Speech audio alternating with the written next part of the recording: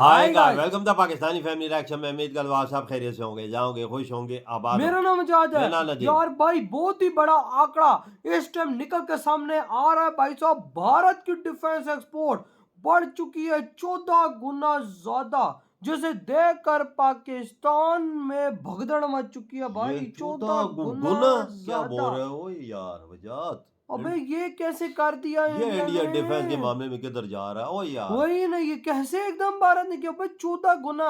अबे 2 गुना होता है, 3 गुना होता है, अबे 14 गुना क्या मजाक कर रहे हो? ये कैसे एकदम कैसे मुमकिन हुआ? ओ यार ये तो वॉच करेंगे तभी पता लगेगा कि ये एकदम हुआ कैसे है भाई।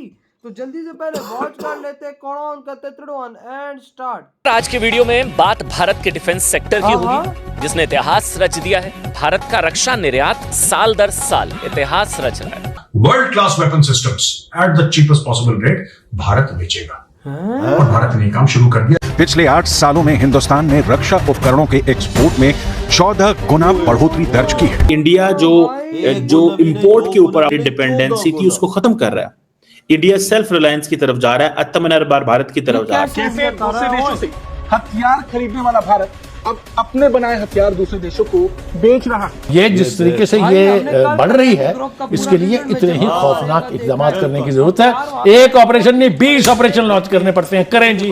भारत की इकोनॉमी भी 5th नंबर पर, मिलिट्री 4th नंबर पर, और ठीक है, कमाल है भाई इंडिया। अच्छा, इंडिया ये कह रहा है कि हम 2029 तक बाय 2029 $35 बिलियन की डिफेंस प्रोडक्शन करना चाहते हैं। अब $35 बिलियन एक बहुत बड़ी अमाउंट है। रक्षा मंत्रालय के मुताबिक इस साल भारत ने 23,622 करोड़ रुपए के रक्षा उपकरणों को एक्सपोर्ट किया है। पैसा आएगा तो पैसा और कमाया जाएगा। और फिर एक्सपोर्ट्स फर्क देख लीजिए। वियतनाम 9 करोड़ की आबादी, पाकिस्तान की कितनी आबादी? 25 करोड़। 9 करोड़ और 25 करोड़। हम कितनी एक्सपोर्ट करते हैं? 35 अरब की एक्सपोर्ट हो जाए डॉलर की साल में, तो हम कहते हैं वाह वाह वाह, क्या कमाल हो गया कि हमने 35 बिलियन डॉलर्स को टच कर लिया। वो 9 करोड़ की आबादी कितना एक्सपोर्ट करती है? 125 अरब डॉलर सालाना। ये फर्क है मईशतों में, ये फर्क है कौमों में, ये फर्क है जो कि आपके मामलात को सुलझाएगा। तो वज़ीर आज़म साहब को ये बातें भी साथ साथ याद रखनी चाहिए। सिर्फ कर्ज की बुनियाद पे मुबारक नहीं लेनी चाहिए। ये देखना चाहिए कि हम रियल वेल्थ, रियल ग्रोथ कैसे, नेट ग्रोथ कैसे हासिल कर रहे हैं। भारत ने करीब 85 देशों को, 85 कंट्रीज को ब्रह्मोस मिसाइल से लेकर पिनाका रॉकेट और तोपें निर्यात की है। अब भारत 90 से ज्यादा मित्र देशों को हथियारों और सैन्य उपकरण का निर्यात कर रहा है। 90 देश। ये इंडिया इस डिफेंस मैन्युफैक्चरिंग के अंदर इंडिया ये समझता है कि अगर हमने खुद इसमें ना इन्वॉल्व हुए, यानी कि अगर हमने एक्सपोर्ट ना किया, तो हमारा वो जो ग्लोबल पावर का स्टेटस है वो हम अचीव नहीं कर पाएंगे। कहा जा रहा है कि जो टोटल डिफेंस प्रोडक्शन इंडिया के अंदर हो रही है उसमें 21% जो है वो प्राइवेट सेक्टर है। तो इससे आप अंदाजा लगाएं that how they are making their way, वो कैसे अपने रास्ते बना रहे हैं। सो प्राइवेट सेक्टर को आपको सामने लेके आना पड़ता है। और ये जो मेक इन इंडिया इनिशिएटिव है, और जिसमें मैंने आपको बताया कि एडवांस मिलिट्री प्लेटफॉर्म्स हैं, जिसमें एक बना रहे हैं वो धनुष आर्टिलरी गन सिस्टम है। इसी तरह एक एडवांस स्टोर्ड, जैसे मैंने पहले बताया, advance stored artillery gun system है। जो मेन उनके जो बैटल टैंक है अर्जुन, लाइट कॉम्बैट एयरक्राफ्ट तेजस। अफगानिस्तान वो जिसके साथ अमेरिका की बनती नहीं, ईरान वो जिसके ऊपर सारा दिन वो सैंक्शन लगाता रहता है, उसके साथ भारत काम कर रहा है। भारत को कोई रोकने टोकने वाला नहीं है। इनके सारा का सारा जो नखरा और सारा का सारा गुस्सा है ना अमेरिका का, वो हमारे जैसे मासूम लोगों के, मतलब पाकिस्तान वालों पर ही निकलता है। और ये किसकी साजिश है? ये रा की साजिश है, किसी साजिश है। पाकिस्तान की मिलिट्री 12वें नंबर पर आ रही है 2025 ग्लोबल रैंकिंग, मिलिट्री रैंकिंग, और ये 6ठी नंबर पर हुआ था। यानी मुझे तो ये याद है, कहा करते थे कि जी पाकिस्तान की ताकतवर तरीन मिलिट्री और 6ठे नंबर पर है दुनिया में।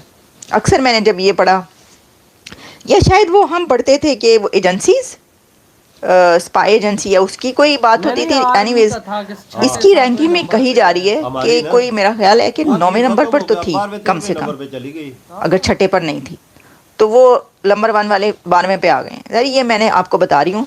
अब अगर ये कहा जाएगा कि ये रा की साजिश है, तो उन्होंने तो कोई साजिश करते हुए नजर नहीं आ रहे, लेकिन ये साजिश है TTP की, ये साजिश है अफगानिस्तान की, या ये वो तो कहेंगे ये साजिश है कैदी नंबर 804 की।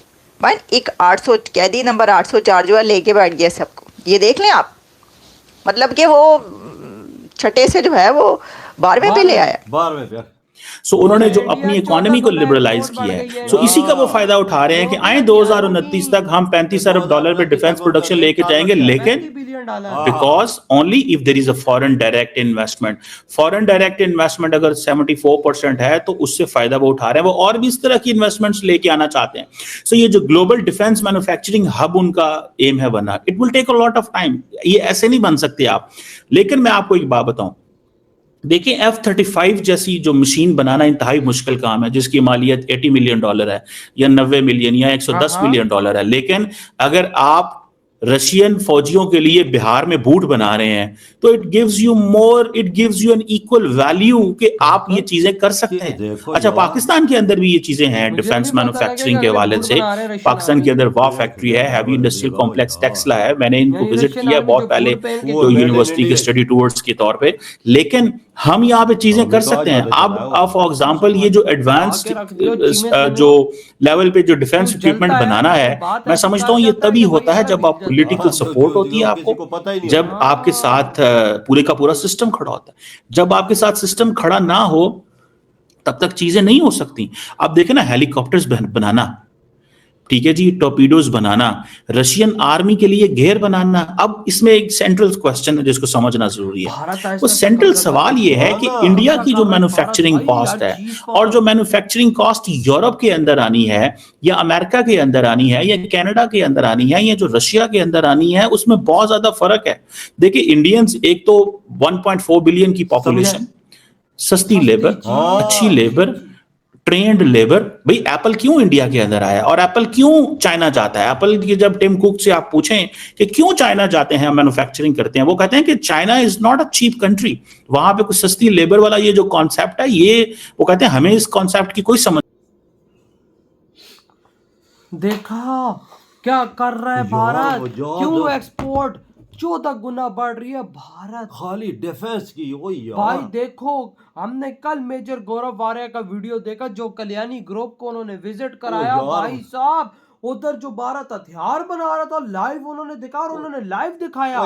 एक्सपोर्ट यूनिट उनके देखें जो चीजें पड़ी हुई थी। भाई साहब वो एक्सपोर्ट यूनिट तैयार करके बैठे थे और तैयार पीछे हो रहे थे, उन्होंने किसी देश को देना था, लेकिन ये बातें सीक्रेट होती हैं, बताई नहीं जाती। वो कितनी हैवी चीजें थी।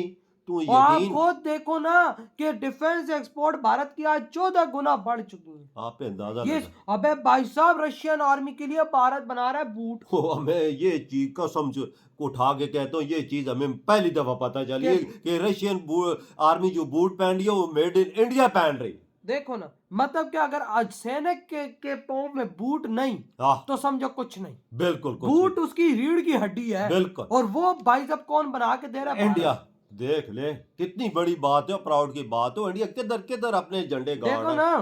वो देख उसकी एक एक्सपोर्ट 2029 तक अपनी एक्सपोर्ट का हदफ कितना रख दिया है? 36 बिलियन डॉलर। आप पे अंदाजा लगा वजह अगलों के इरादे क्या है, अगलों की सोच क्या है। 4 सालों के अंदर भारत की डिफेंस मैन्युफैक्चरिंग और एक्सपोर्ट $35 बिलियन को पार करने वाली।